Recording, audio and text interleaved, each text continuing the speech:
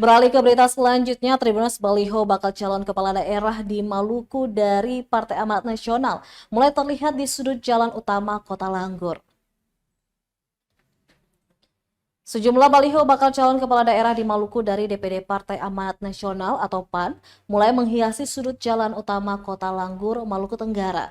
Hal ini mengisyaratkan DPD PAN dan sejumlah partai politik mulai getol mensosialisasikan bakal calon atau calon Gubernur Maluku hingga Bupati Maluku Tenggara Kakak Rumput.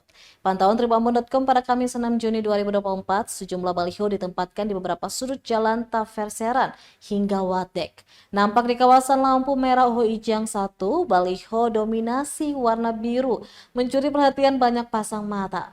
Pasalnya letak baliho berada tepat di samping kiri jalan dan merupakan area padat kendaraan. PAN memajang pose Irjen Pol Murad Ismail sebagai calon Gubernur Maluku.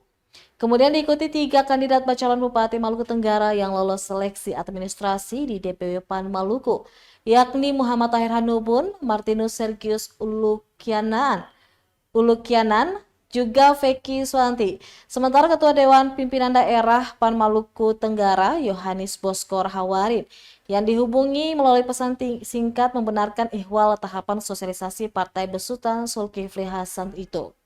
Menurutnya bukan hanya baliho, ada juga banner, stiker, dan baju yang berjumlah 1.000 buah dibagikan ke pengurus ranting PAN di seluruh Ohoi. Sebelum melakukan tahapan sosialisasi, lanjutnya tim penjaringan terlebih dahulu telah menyelesaikan semua proses pendaftaran. Tahapan selanjutnya, seluruh berkas yang berjumlah 3 calon telah dikirim ke DPW dan DPP.